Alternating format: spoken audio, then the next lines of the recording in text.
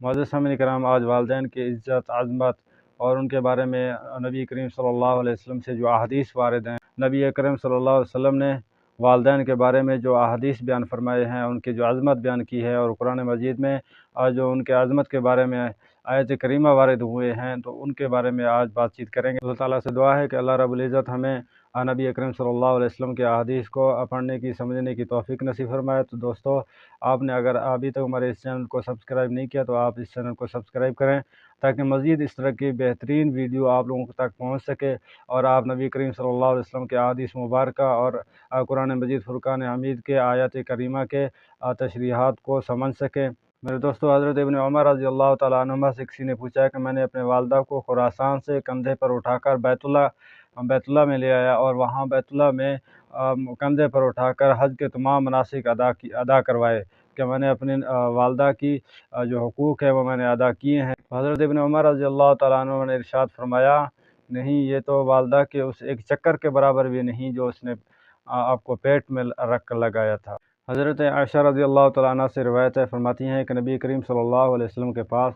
ایک شخص حاضر ہوا، اور اس کے ساتھ ایک بوڑھا شخص بھی تھا۔ تو نبی کریم صلی اللہ علیہ وسلم نے ارشاد فرمایا کہ یہ بوڑھا شخص کون ہے؟ تو اس نے عرض کیا، یا رسول اللہ، یہ بوڑھا شخص میرے والد ہیں۔ تو نبی کریم صلی اللہ علیہ وسلم نے ارشاد فرمایا، لا تمشی امامہ ولا تقعد قبلہ ولا تدعو باسمہ، اور پھر ارشاد فرمایا کہ ولا تستبلہ، یعنی ان کے آگے مت چلنا، ان سے پہلے مت بیٹھنا،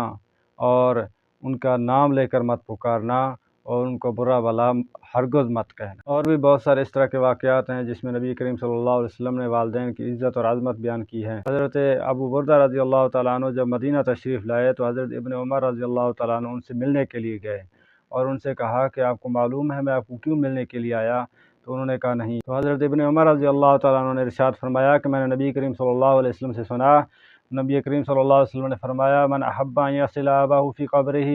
فلیصل اخوان ابیہ بعدہ، یعنی جو چاہتا ہے کہ اپنے والد کے ساتھ قبر میں اس کے ساتھ صلح رحمی کرے، تو وہ اس کے بعد اس کے جو دوست تھے ان کے ساتھ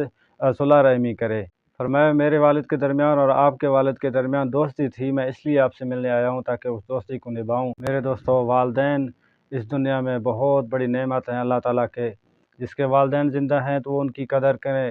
ان کی خدمت کریں، لیکن اگر وہ اس دنیا سے چلے گئے ہیں تو ان کے بعد والدین کے جو دوست ہیں ان کے ساتھ صلح رحمی کریں، ان کے ساتھ حسن سلوک کریں، اور اس کے ساتھ ساتھ والدین کی طرف سے نفلی حج ادا کریں، نفلی صدقات کریں۔ اللہ تعالیٰ کے جو مہمان ہیں، مدارس میں ہیں، طلباء ہیں، ان کی خدمت کریں، والدین کی طرف سے صدقہ سمجھ کر، اور نفلی روزے رکھے والدین کی طرف سے۔ اسی طرح بہت سارے نفلی کام ہیں، کوئی کنواں بنا لیں، کوئی تالاب بنا لیں جو کہ پانی کے لیے، جہاں پانی کی ضرورت ہو، تو یہ بھی صدقہ جاریہ ہو سکتا ہے۔ اسی طرح والدین کو ان کے اس دنیا میں جانے کے بعد بہت سارے طریقے ہیں جس میں ہم والدین کو ثواب پہنچا سکتے ہیں۔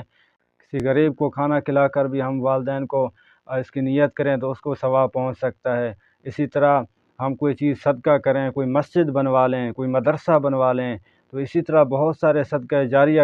جو چیزیں ہیں، مثال کے طور پر اگر ہم دینی کتابیں خرید کر مدارس میں وقف کریں، قرآن مجید فرقان حمید لے کے ہم مدارس میں رکھ لیں، اسی طرح مساجد میں رکھ لیں، تو یہ بھی والدین کے لیے صدقہ جاریہ ہوگا۔ اللہ تعالیٰ سے دعا ہے کہ اللہ رب العزت ہمیں والدین کی عظمت اور ان کی قدر دل میں بٹھانے کی توفیق نصیب فرمائے، اور ان کی قدر کرنے کی توفیق نصیب فرمائے۔